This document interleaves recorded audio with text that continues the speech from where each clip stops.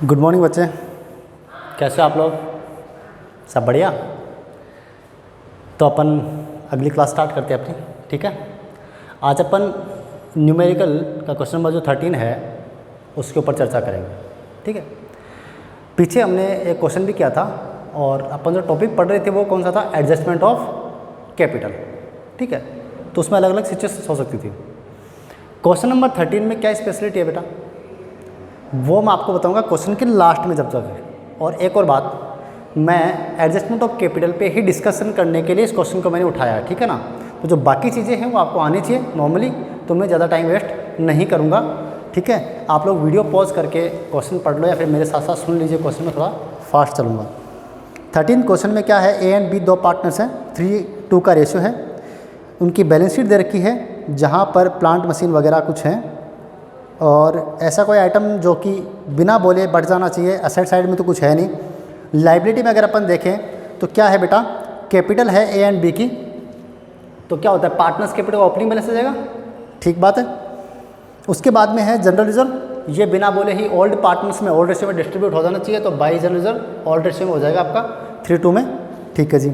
Workman compensation fund के बारे में अगर कुछ बोलेगा नीचे चल के तो उसके अकॉर्डिंग देखते हैं, और तो कुछ है नहीं। अब आइए नीचे ज़रा, they agree to admit C into partnership for 1/5 share of profit on the following terms. यहाँ पर सी का एडमिशन होता है 1/5 के लिए, सी आता है बेटा कितने के लिए, 1/5 के लिए, ठीक बात है।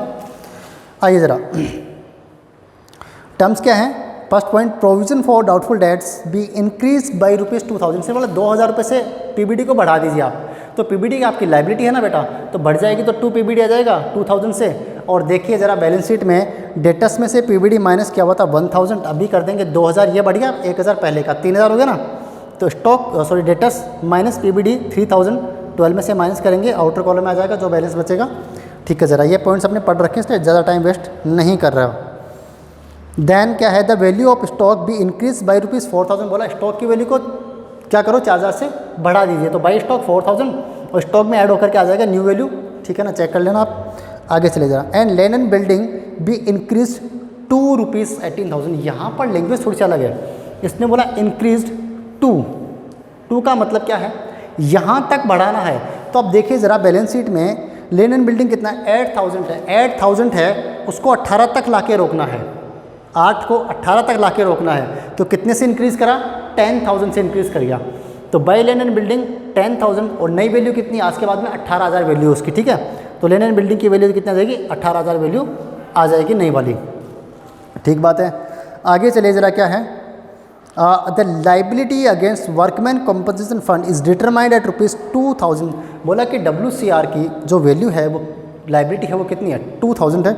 देखिए बैलेंस शीट में है 5000 का दे रखा है, ठीक है ना। तो अपने को 2000 तो रखना है बैलेंस शीट में एज एन लाइबिलिटी। तो बैलेंस शीट के लाइबिलिटी में WCF कितना आ जाएगा 2000, बाकी फ्री कितना बच गया, मैंने पढ़ा रखा है पॉइंट, ठीक है। फ्री कितना बच गया, 3000 का फ्री बच गया, वो क्या होना चाहिए, ओल्ड पार्टनर्स में ओल्ड रेशियो में डिस्ट्रीब्यूट हो जाना चाहिए 22 WCF, ठीक है। ये ओल्ड रेशियो में डिस्ट्रीब्यूट हो जाएगा 1800 और 1200 ए और बी में, ठीक बात है। आगे देखिए ज़रा, आगे लिखा हुआ है, C brought in as his share of goodwill ₹10,000 in cash. बोलता है कि गुडविल के पैसे 10,000 लेके आएगा और केस में लेके आएगा। तो सिंपली क्या एंट्री करता हूँ मैं, एंट्री करके दिखा देता हूँ आपको एक बार गुडविल की। हम बोलते हैं केस अकाउंट डेबिट, सिर्फ गुडविल की कर रहा हूँ भाई, कैपिटल की एंट्री मैं नहीं कर रहा। तो cash account debit to goodwill कितना 10,000, ठीक है। और इसका क्या होगा बेटा, ये गुडविल डिस्ट्रीब्यूट हो जाएगा किसमें, ओल्ड पार्टनर्स में। मुझे पता था यही बोलोगे, ओल्ड पार्टनर्स में नहीं, सेक्रीफाइसिंग पार्टनर्स में। अब ये अलग बात है कि इस क्वेश्चन में ओल्ड पार्टनर से सेक्रीफाइसिंग पार्टनर है, मतलब वैसे तो ओल्ड ही होते हैं लेकिन दोनों के दोनों हैं। कभी कभी क्या होता है एक पार्टनर हो सकता है या फिर जो भी है, आपको कैलकुलेशन करनी चाहिए। तो 2A's कैपिटल और 2B's कैपिटल, यह आपका डिस्ट्रीब्यूट हो जाना चाहिए 10,000 को अपन ओल्ड रेशियो में डिस्ट्रीब्यूट करेंगे तो कितना आएगा 6,000 4,000। इनकी लेज़र पोस्टिंग कर लीजिए आप, इसकी लेज़र पोस्टिंग तो कोई जाएगी नहीं, केस का बैलेंस बढ़ जाएगा बैलेंस शीट में 10,000 से। तो मैंने क्या करा है बेटा, केस का बैलेंस जो है उसमें 10,000 जोड़ दिया है गुडविल का, ठीक बात है।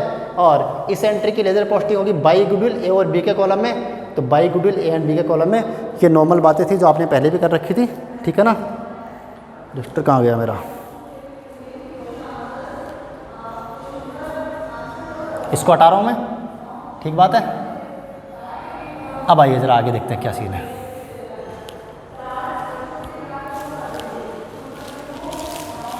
आगे क्वेश्चन में बोला हुआ है, हाँ जी, पॉइंट नंबर 5, ये है बड़ा ही इंपॉर्टेंट पॉइंट है। इसी पॉइंट के लिए आपको सवाल करवा रहा हूँ, ठीक है। देखिए ज़रा क्या है, C would bring cash as would make his capital. कैसे? लाइन पढ़ेगा ध्यान से कि सी कैपिटल लेके आता है, कितनी लेके आता है ये बताया, capital equal to 20% of combined capital of A and B. इसने साफ साफ क्या बोला है कि भाई ए की और बी की जो भी कैपिटल होगी उसको कंबाइंड कर दीजिए। कंबाइंड मतलब दोनों की कैपिटल को जोड़ दीजिए, ठीक है। हमने दोनों की कैपिटल जोड़ दी तो ये ए बी हो गया, ए बी की कैपिटल आ गई साथ में, आ गई सर, ठीक बात है।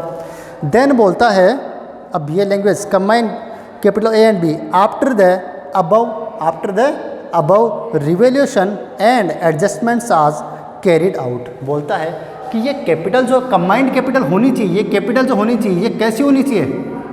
ये होनी चाहिए सभी रिवोल्यूशन करने के बाद और सभी एडजस्टमेंट करने के बाद में। रिवोल्यूशन करने के बाद का मतलब क्या है कि ये अप एंड डाउन जो भी हुए रिवोल्यूशन के टाइम पर, ये सब कर दिए, हाँ जी कर दिए। प्रॉफिट निकाल लिया, सिंपल है ना। प्रॉफिट निकाल लेंगे इसमें से, अब इसको जोड़ देंगे, ये माइनस करेंगे तो प्रॉफिट और ओल्ड रेशियो में डिस्ट्रीब्यूट हो जाएगा। उसको क्या आ जाएगा? पार्टनर्स कैपिटल अकाउंट में बाई रिवोल्यूशन का प्रॉफिट आ जाएगा, ठीक बात है। और भी कोई अगर एडजस्टमेंट हो तो बोला सवाल में, और भी कोई एडजस्टमेंट हो यानी कि आफ्टर रिवोल्यूशन और एडजस्टमेंट, ये आपके एडजस्टमेंट्स हैं, ठीक है। रिजर्व वगैरह बट गया, WCF हो गया, गुडविल का एडजस्टमेंट हो गया। तो ये सारे एडजस्टमेंट करने के बाद में जो भी कंबाइंड कैपिटल आती है ए एंड बी की, उसका 20%, तो इसका कितना निकालना है? 20%। उतना लेके आएगा कौन? सी लेके आएगा एज ए कैपिटल। ये होगी आपकी सीज कैपिटल, ठीक बात है। अब सर आपने ये क्यों बताया हमको? बेटा इसलिए बताया बिकॉज हमने कहा था कि एडजस्टमेंट ऑफ कैपिटल में दो तरीके तो हैं ही हैं, न्यू के हिसाब से ओल्ड का एडजस्टमेंट और ओल्ड के हिसाब से न्यू का एडजस्टमेंट। ये तीसरा तरीका है जहाँ पर लैंग्वेज बेस्ड काम होता है, लैंग्वेज बेस्ड काम होता है।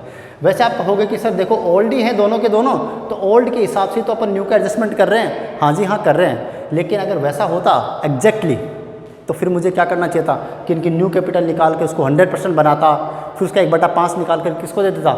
बोलता सी को, बोलता आप लेके आओ। वो होता है प्रॉपर एडजस्टमेंट। लेकिन ये लैंग्वेज बेस्ड है, इसने साफ साफ बोला कि कैसे कैसे काम करना है। ये इनकी कैपिटल निकालो, कौन सी एडजस्टेड कैपिटल निकालो, उसको जोड़ दीजिए, जोड़ के 20% निकाल दीजिए और बोलिए सी को कि आप इतना लेके आओ। ये लैंग्वेज बेस्ड क्वेश्चन है।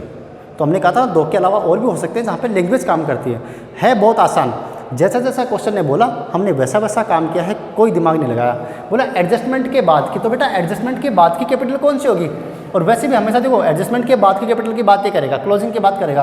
बोला ये सब टोटल कर लो, इधर कुछ माइनस करने को है नहीं। तो ए का जो कैपिटल निकला बैलेंसिंग फिगर के तौर पे वो निकला है, देखो जगह कम थी 34,000। कितना? 34,000। तो अगर हम बात करें कैलकुलेशन ऑफ सीज कैपिटल तो बोलेंगे ए का एडजस्टेड कैपिटल प्लस बी का एडजस्टेड कैपिटल, ठीक बात है। तो बेटा ए का एडजस्टेड कैपिटल है ना, सब कुछ एडजस्ट कर दिया, फिर ये निकला कितना? 34,000 निकला। प्लस सेम तरीके से बी का निकाल लो तो कितना आया? 24,000 आया। भाई बोला कंबाइंड कैपिटल, तो दोनों की कंबाइंड कैपिटल तो कितना हो गया? 58,000 हो गया, ठीक बात है। दोनों को जोड़ेंगे कितना है? 58,000। बोला ये जो 58,000 आया है इसी का 20% लेके आएगा सी, तो सी का कैपिटल कितना होगा? सी कैपिटल इक्वल्स टू 58,000 जो है उसका 20%। 20% कितना हुआ? 11,600। 11,600। तो ये इतना इसको लेके आना है। ये लैंग्वेज बेस्ड क्वेश्चन था, ठीक बात है। तो जब लेके आएगा तो भाई क्या एंट्री करोगे? आप करोगे सर केस अकाउंट डेबिट, यही करोगे ना, cash account debit to C's capital. यहाँ पे कर दूंगा छोटी सी entry, cash debit to C's capital. तो क्या आएगा सीज कैपिटल में, बाई कैश, तो लिखेंगे बाई कैश कितना लेके आएगा, 11,600 रुपये लेके आएगा। CR में टोटल किया 11,600 आया, डेबिट में माइनस करने के लिए कुछ है नहीं, तो बैलेंस भी कितना बचेगा 11,600। बस ख़त्म हो गया ये। उसके बाद तो बैलेंस शीट बंद करनी है, तो ये कैपिटल जा कर के बैलेंस शीट में चला जाएगा तीनों का, ठीक है। और तो कुछ है नहीं, सब कुछ तो लिख दिया अपन ने, ठीक है ना। ओके जी, कंप्लीट है, डन क्वेश्चन आपका आंसर आ जाएगा। इसलिए मैंने बताया बिकॉज ये एडजस्टमेंट इस तरह से आपको करना है, तो आपको थोड़ा लैंग्वेज का भी ध्यान रखना है क्या है क्या नहीं है, ठीक है। बाकी सब कुछ प्रैक्टिस से आएगा। आई होप कि कल या फिर परसों 2-3 क्लासेज में अपन चैप्टर नंबर 2 ख़त्म कर देंगे। तो आप स्टडी कीजिए। आज के लिए इतना ही, थैंक यू।